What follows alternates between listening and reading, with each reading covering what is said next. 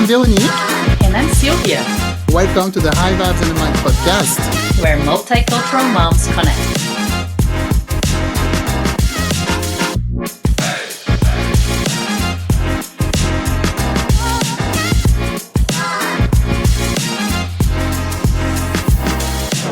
Hi everyone. Today our guest is Edwina. Edwina is an adversity architect. She provides a blueprint that can help you craft a life of impact and purpose. Just like you, she's experienced some adversity and used it all in her favor and want to help you do the same. She is a loyal friend, loving wife, and mom. She is a published author, speaker, podcast host, and thought leader known as Edwina the Encourager. So let's hear it from Edwina.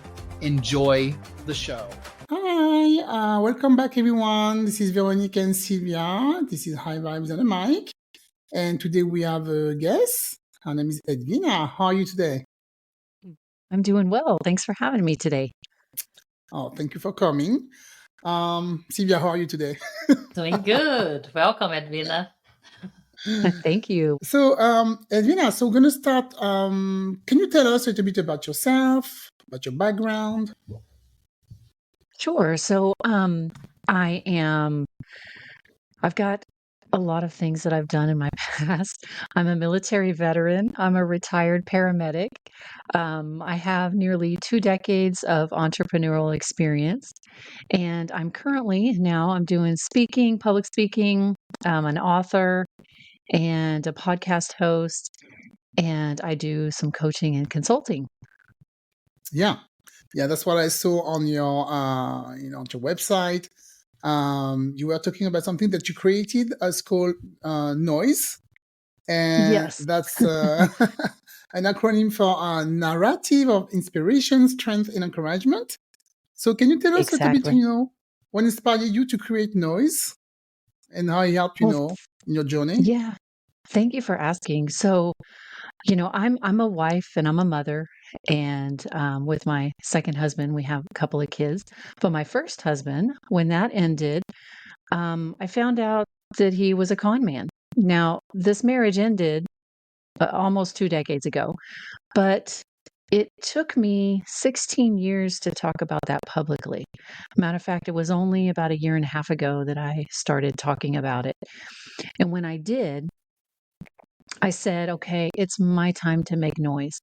I was quiet when I was younger. I got thrashed in the military because I couldn't yell loud enough. I'm just not a loud person. And I said, I'm going to make noise. But I didn't want that to be like me just being a middle-aged angry woman talking about my ex, because that's not why I was talking about it. I'm not an angry person.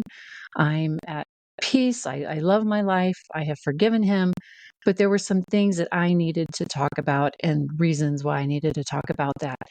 And so I said, well, look, if I'm going to make noise, that's going to be my narrative of inspiration, strength, and encouragement. So I turned that noise into an acronym, and I'm hoping that that encourages so many other people to do that, because we can all take our adversity and turn it into something positive. I truly believe that.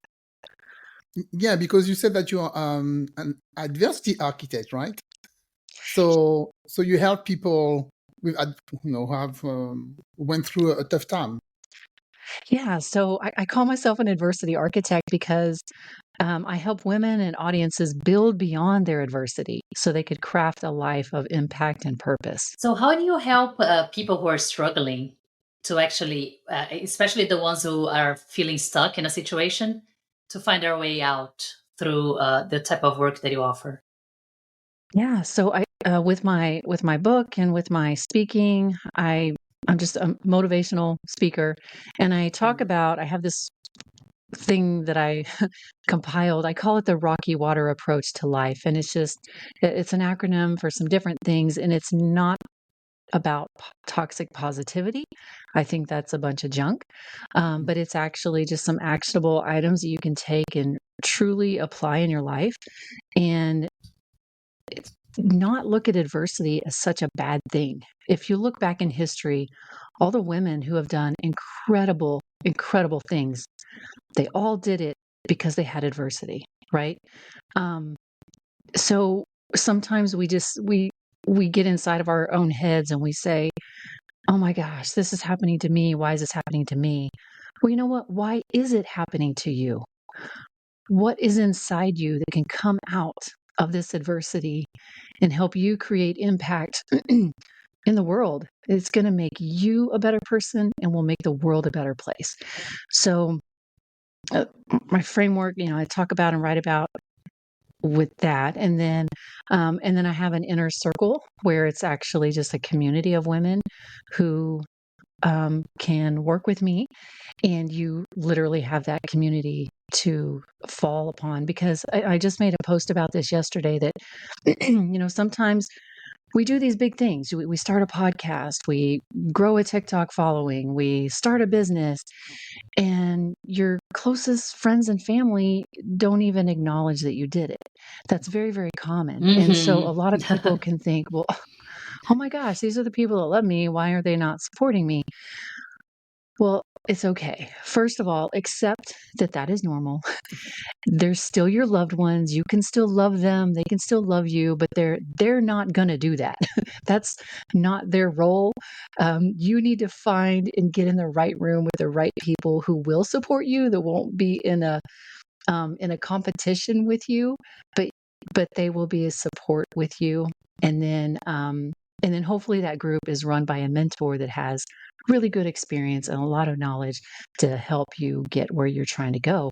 And I know when I did that, when I paid to finally get into a group that was truly meant for me, like the right group with the right people, man, I took off. I just skyrocketed in what I was able to do with all of my natural skills and abilities.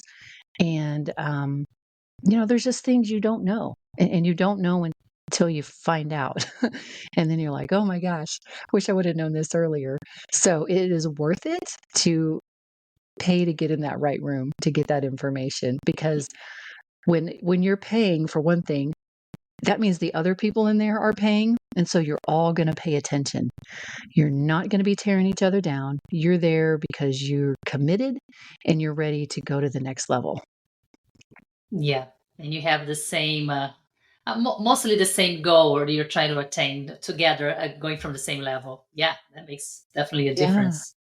And I love what you said about looking from within when you are dealing with a tough situation, instead of just putting the blame on the person or like expecting them to fix your own problems. So actually look at yourself and see what you can do to fix it. Because nobody else is going to do it but you.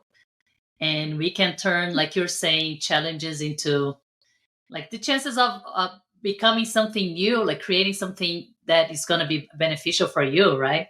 Like from a negative situation, creating something that is positive. Yeah, exactly. And it's not that you're not allowed to like be sad or be mad or be hurt or angry. Like, do that. That is normal. Emotions are normal. You've got to work through those emotions, but just don't stay there. And just know that you can get beyond it. And then when you do something with it.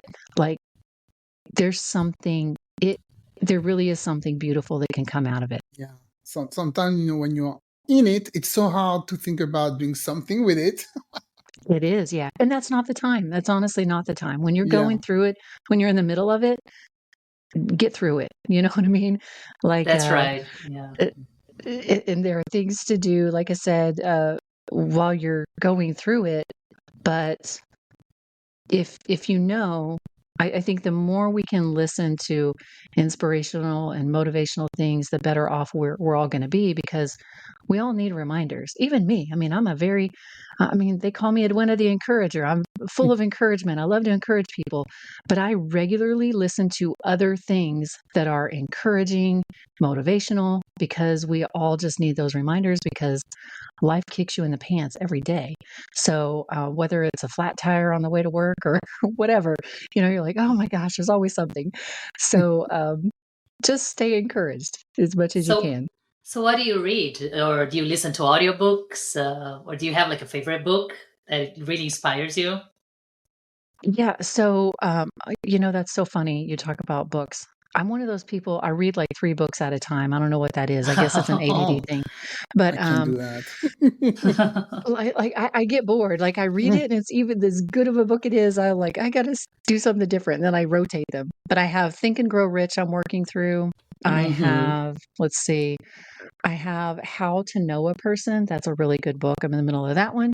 Oh, And nice. then, I have a 3rd book I'm about to start. This guy was actually on my podcast. I have not begun it yet, but it's called One Man's Journey. So by Ooh, Donald T. Hardison. So can't wait to break that one open.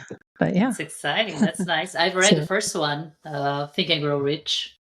And yeah, it's really good. good And book, sometimes yeah. you have to just go back and reread it because you forget after a while, right? Or you just don't apply any of the things you learned. So you have to go back Yeah, to the you do. books. Yeah. I read that one a decade or so ago. And yeah, just like I was saying, just like with everything, you just have to keep reminding yourself, like, okay, there's a purpose in the pain, you know.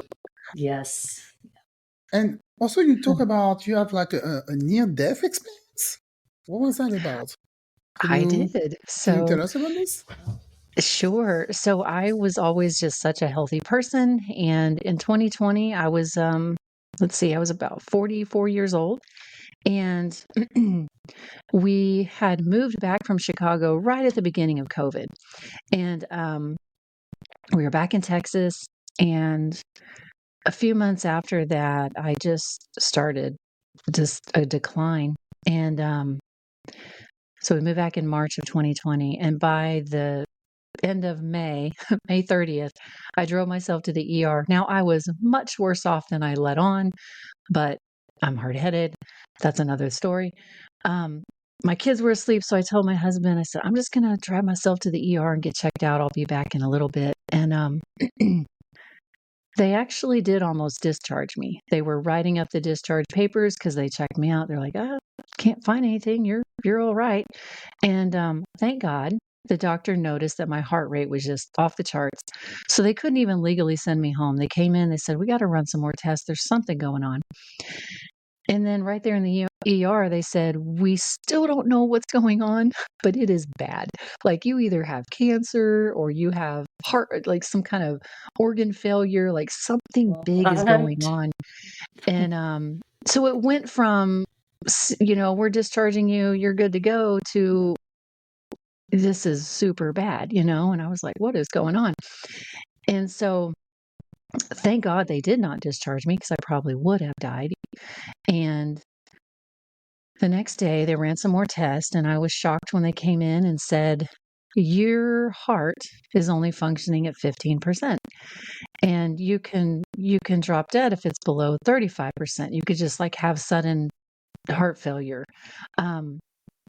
It's highly probable that you could, or easy for you to just drop dead if it's below 35%. They're like, we don't know how you drove yourself here. We don't know how you walked in. But this is bad. And it just escalated from there. Things just went so fast. And it went from, being told that to days later being told I'm be lucky if I live a year. And then I nearly crashed. I mean, I'm talking crash cart open in my room. I don't remember a lot of what happened, and ended up in ICU. And then I'm being told, okay, your only chance of survival is to get a heart transplant. And I'm like, oh my gosh. So, but it was so weird because between just even being told that I had about a year to live, now I had some really dark moments after that. I didn't want to tell my parents because I just knew that would kill them, and I was afraid to tell my husband. I didn't want to, he was at home with the kids by himself and already so worried about me. And I'm like, oh, I just hate to tell him this.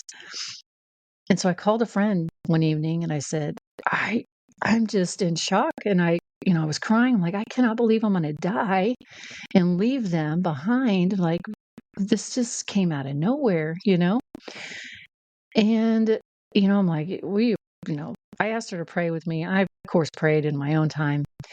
And it was almost like overnight, I truly did have this peace, like a peace I cannot explain, to the point to where like doctors would walk in my room and they were talking to me about my dire situation, and I was just joyful. And they literally would ask me, they're like, "Do you understand what's going on?" And I said, "Oh, I do. I mean, I was actually in the medical field. I totally get what you're saying. But I'm going to be all right. I'm going to be all right." And I just had this peace. So even after I nearly crashed and was told, "Okay, your only chance of survival is to get a new heart," I was just at peace with that. I'm like, well, if that's what I have to do, that's what I have to do. Ride this journey as far as it goes, but I'm just going to do it joyfully. Long story short, to make a long story short, I end up getting transferred down to Houston to the top transplant surgeon at a hospital down there because he wanted to meet me. My situation was so unique, and I did not end up getting a heart transplant. Matter of fact, I never even ended up getting a defibrillator placed. I did have to wear a defibrillating life vest for a while and different things. But through that journey,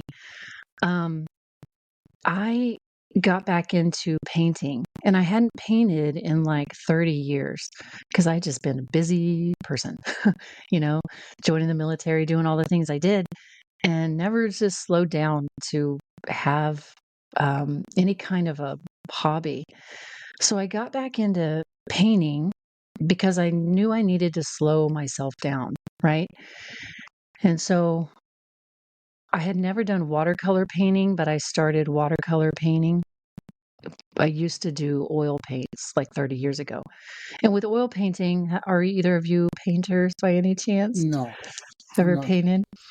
Mm. So with oil painting, the artist has a lot of control. You can change a tree into a frog days later. I mean, the paint's still a little wet, and you can move it around, and you can paint over things easily.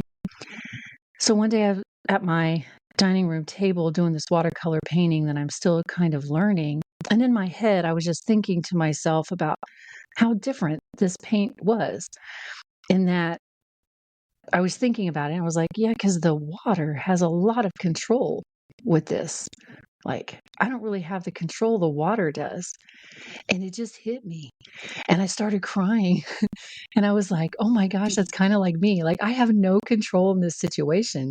Here I Yes. am. I'm sitting at my dining room table wearing a defibrillating life vest. I'm in heart failure, and I have no control over my life. But you know what I can do? I can sit down. I can bring the paints. I can bring the paintbrush and the paper and the water. And there's action involved. But if I just let go and I let the water do its thing with the colors that I put down, there's going to be a masterpiece no matter what. And it might look a little bit different than I had planned, but it's still beautiful. And it was like an epiphany for me.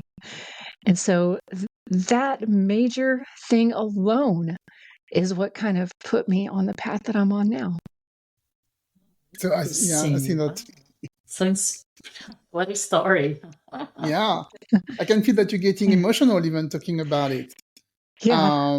So what do you think happened when you got like really calm and you talked to the doctor and then say, no, I'm going to be fine? What do you think happened that night or that day? Somebody talked to you in your dreams, or how come you got calm out of a sudden? Yeah, I did not have like an audible, like God talking to me Yeah. kind of a moment. I No didn't have voices. that. But, we are spiritual beings, and when you put yourself in a position and you're quiet, your spirit hears from God if you want to. He always wants to talk to us. We're just busy, and we don't slow down. We don't quiet our minds. We're always either Yes. listening to music, talking to people on the phone, working, listening to music, listening to podcasts, whatever. But just like be quiet for a moment. And I had an opportunity to be in the hospital room by myself during COVID, so I couldn't have visitors, and I just said, even then I said, I have no control here. Now, it wasn't to the capacity where that, the watercolor thing and that kind of a epiphany, but I was like, it's not like work, not like I can work my way out of this. I'm just here. Whatever happens, happens. I can't physically get up and fix this. So if you're going to do it, do it. And I felt like he said, you're going to be okay. And I believed that. And so because I believed it, it brought such a peace to me. And I knew also and then when I did finally tell my husband, like, how bad my situation was, again, he was so scared, and here I am going down to potentially be on the heart transplant list, and he was petrified, and I was just at peace. And I said, you know what? The truth is, you could leave the hospital today on your short drive home to be back with the kids. You could get in a car accident and die today. And here I am in the hospital with this. I said, we have no control. I said, you know what? But I don't think you are. I don't think you're going to leave here on your way home and die in a car accident. So the truth is, we just never know when that's going to happen. And because we don't know, let's just take it one day at a time. And I'm just not fearful of that. He was like, wow. What happened? What happened to you? Yeah. Yeah, we had an episode about that not a long time ago, about letting go. Letting go of fear, letting go of doubt. And when you let go a lot of emotion like that, great thing can happen. And maybe because you let go of your fear, and so so the doctors and the medical staff were amazed that finally you didn't need a heart transplant, because that's what they thought at the beginning. Yeah. Right? They're like, just okay, you're fine. So they I didn't have any heart attack or anything like that. So they didn't know what had caused my heart failure. They ran all kinds of tests. They ran genetic testing. They ran autoimmune testing. Like, everything checked out. There was nothing that they could see that triggered it. So they had put me on some medications, and then they were trying to get my heart function high enough to where they could surgically place a defibrillator. And I kept telling them, I said, let's just wait, because I don't think I'm even going to need that. And they thought I was crazy. But they did wait. And sure enough, I never did need that. So it's good. Good story. Okay. So inspiring.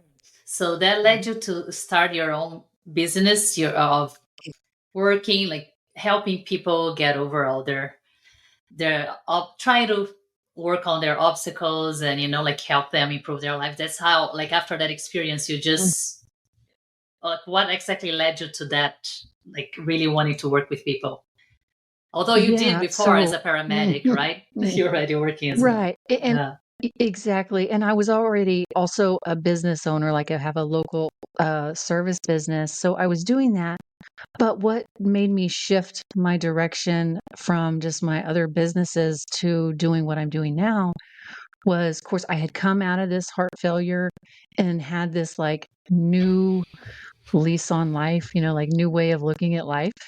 And then I still hadn't planned on talking about my first husband. That was not even, I wasn't even thinking about that being a part of it. But just some things that happened, and I just felt this prompting of, okay, now it's time to talk. And again, I was shocked, because I would have been happy never talking about it. But it was a prompting, and I just went with it. And so one day, I didn't even have a personal TikTok channel, but I opened up TikTok. I created a profile. I made a video, and I closed out. And then I went back and I looked at that video and it had blown up. And I was like, oh no, what have I done? So I had just started talking about it. So I'm like, well, I guess I got to talk about it a little more. So I still didn't share all the details of that. I did start writing a book about that. But it's such a complicated story. There's research and stuff I need to do for it. Because he was a very complicated man. But So I'm sorry, because I need to ask about the con artist. Did he con you as a woman, or did he con like people in business? Just everybody in his life. He just wasn't Everybody. who he said he was. Yes. Like everybody I had known that he knew before I met him thought he was this person that he wasn't. And then, of course, I thought he wasn't. And then people we knew while we were together, like it's just, Really? it is I a very don't, it's I don't very see how you can live confusing. like this. It's so complicated to lie like that Oh, every it would be day. so stressful. I don't understand it either. But so whenever I started talking about him, and then I put it together with like what I had learned coming through my heart failure journey, that's when I was like, okay, I kind of have had some crazy stuff happen in my life. And again, I'm just this joyous, encouraging person. And I want everybody to realize that they can do this too. Like I'm nothing special, but what did I do that I'm able to live like this and that I'm able to have this lease on life and this outlook on life. And I want others to do it too and to know how to do it and to not be suppressed and just think, well, I got screwed over by my ex, or I got so and so did this to me, or I went through this and I'm a nothing now, or whatever. It's just not true. Nobody is a nothing. Everybody has value, no matter what you've been through. No, that's not passional. Sure. And you don't work, you don't, in terms of religion and your spirituality, do you go to a church, or do you, it's more like the spiritual path of, finding out about what you enjoy the most? How do you describe yourself? As a religious person, or more like Yeah. a spiritual, or both? Yeah. Well, Because you can be both. that's so funny. I don't really care for the word religious, because you could be religious about brushing your hair, right? Like 200 times on each side every night.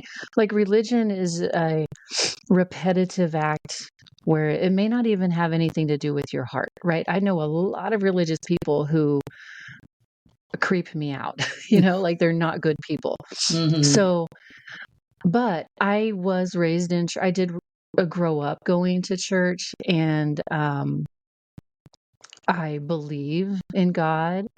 I believe in Jesus. And that's who I called out to the night that I was afraid and thought, my life is coming to an end. That is where I found my peace. So I for a number of years, I was not really involved in church. I would say my whole first marriage, I mean, we went off and on, but my heart was not dedicated. Like I was just living for me and my life and my career, and I didn't really put much thought into my spirituality, I guess you could say. I mean, like I always still believed in God, and I know that God was always there with me, but I did not intentionally prioritize anything other than myself, I think, for a long time.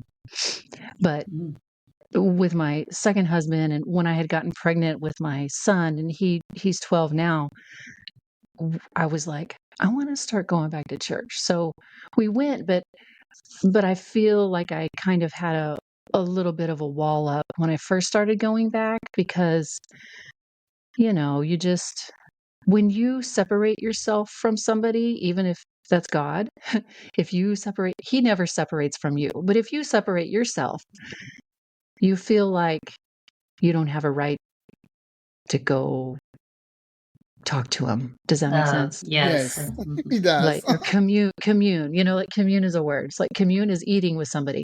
So if me and my sister have a falling out and we're just like, I'm not going to feel comfortable just showing up, be like, hey, let's have dinner. Yeah. You don't feel comfortable approaching and communing. And we do that with God and we blame God, but like we're the ones that step away. Yes. He's always there. Yeah. And can you imagine not believing in God and going through what you went through? No. How would you I can't. imagine how you would react to everything? And if you would even be here. It is so true. And, I know I see people go through it like that. And I see the fear in them. And I'm like, oh, they don't want to be that fearful, right? Like nobody wants to be afraid like that. But if you don't know, I can understand. Yeah. Yeah. Because you feel alone. You have no support. Sometimes your friend and family, they cannot help you.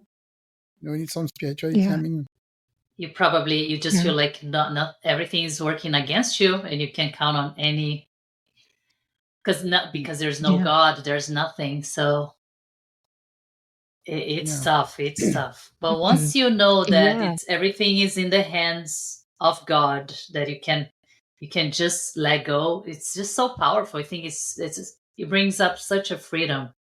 It does, like it's just. It does. Yeah. I mean, because especially as women, we put so much on ourselves, we've got to, if we don't do it, nobody's going to do it kind of a thing. Right. yes. And, but if you look at your whole life like that, I mean, that's exhausting. And you just don't have to do it like that. It's like, if you think like that, you're really it's kind of egotistical. And I'm talking to myself here. I thought like that for a long time. I'm like, if I don't do it, nobody's going to do it. Well, who am I? I'm not God, like I can't do everything and fix everything. So, it's really just kind of an egotistical attitude to think if I don't do it, it's not going to get done. If I don't do this, then my life's going to go to crap, like, no, like there are things you have to do. There is action, just like with the painting, like the painting isn't going to just spontaneously be on the paper. You've got to sit down as the painter. You've got to get the paint and pick out the colors, but you still let go. And like whatever comes of that, right? You don't have to micromanage everything in your life. Yeah. That's exhausting. So when you do public speaking, what do you talk about? You talk about about your own experience and how people can work on their adversity and taking something from that to get through. I do. So I tell stories. I talk about things from my own life, and then I talk about the Rocky Water, which is an acronym, and I go through that and talk about how. And in summary, some of that is talking about like that water, letting go portion of it, but just some other parts of it are like just getting back up, like, I said it earlier, it's okay to go through your emotions, right? But then there are times where you got to just get back up. I mean, and it could be a little thing. Maybe you don't feel like getting out of the house, but get up, put on some lipstick, put your hair in a messy bun, like just to take these baby steps and physically, start doing some things, get up and get back into the real world. Because eventually life goes on no matter what. And even though our lives, our seasons, the seasons out there keep changing, right? And so I just don't want you to hibernate through the whole rest of your life when there are other seasons that keep going through. So just keep getting up and cultivating gratitude and letting go, and then just going through, like I said, my whole Rocky Water framework of that. and hopefully just inspiring people. Yeah. Sometimes you need to hear that from somebody else Yeah. to be inspired and get out of your house and get out of your own, thoughts. It's very important. Yeah. And just, empowering people that like there really is something that they can do with all the pain that Yeah. is amazing. Yeah. And it doesn't mean you have to like, and doing something with the pain doesn't mean you have to become a speaker or a podcast host. Like that's not for everybody. But maybe it's just you making noise so that you're inspiring your children or your coworkers or your employees or your neighbors, like there's somebody that your story is going to really, really touch someone. Yeah. It's a healing, the real healing that Mhm. it's going to happen to you and to others too. I believe that. Yeah. Well, it looks like what happened to you and the video you put on TikTok touched a lot of people because you said he exploded on TikTok. So it looks Yeah. like some people are really interested about that. It's an amazing It definitely story. did. Yeah. So Thank you. inspirational. Yeah, so one of my very first podcast guests, I met her because of that first TikTok video. She's a psychologist, and her and her husband were both psychologists, but he was living a double life and ended up being brutally murdered. And she did not know that he was living a double life until this brutal murder of his. And then just Wow. like all this stuff unfolded, and it was very painful for her. And she didn't talk about her journey for 20 years or more. And she had just written a book and all this stuff. And so she saw my video and she just was like, oh my gosh, I believe you, And so we have become friends. And it was cathartic for her just to hear my story because not many people have this story that they talk about.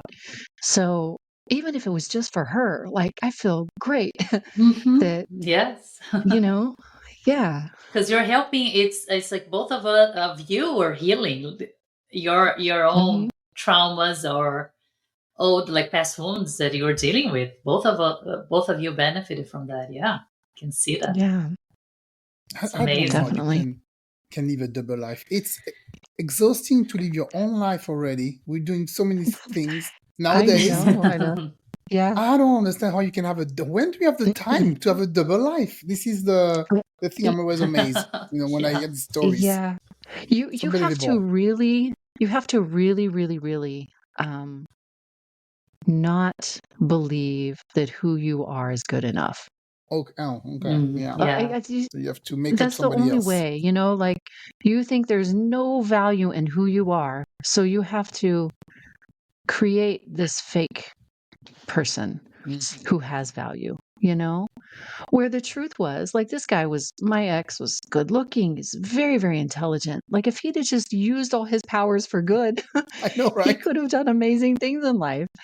But he just worked so hard to go the opposite direction. And it's ridiculous and stressful.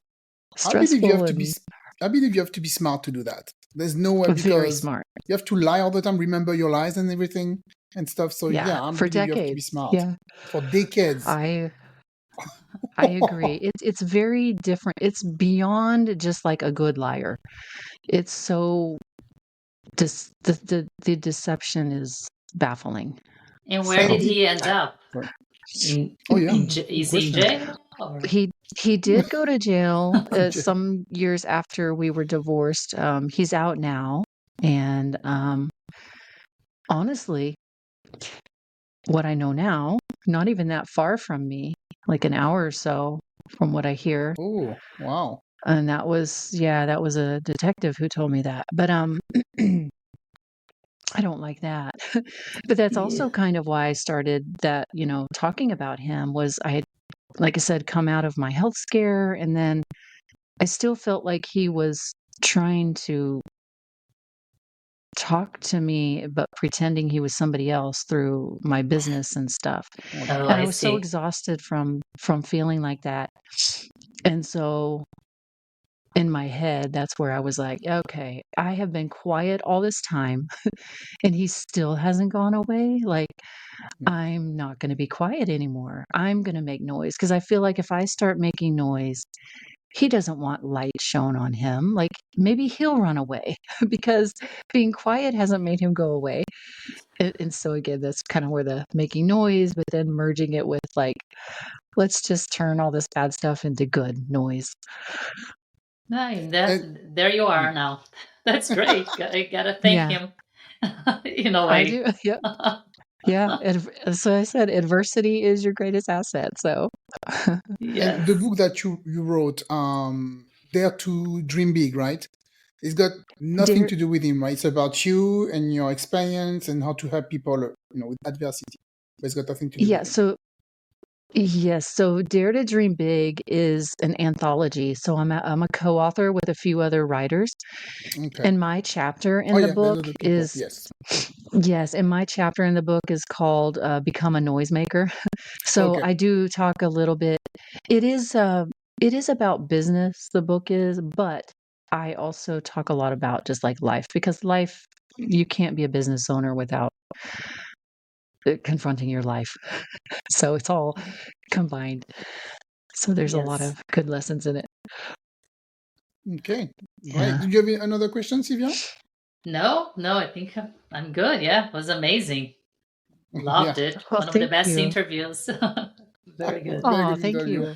Yeah. I loved answering your questions, and I just, again, just like with the lady who I met on TikTok, even if just one person hears your podcast and is inspired to just say, you know what? Yeah, I've been kind of down in the dumps because I've gotten crapped on in life, but that's okay. Let's just move forward. Then I feel my job here has been done.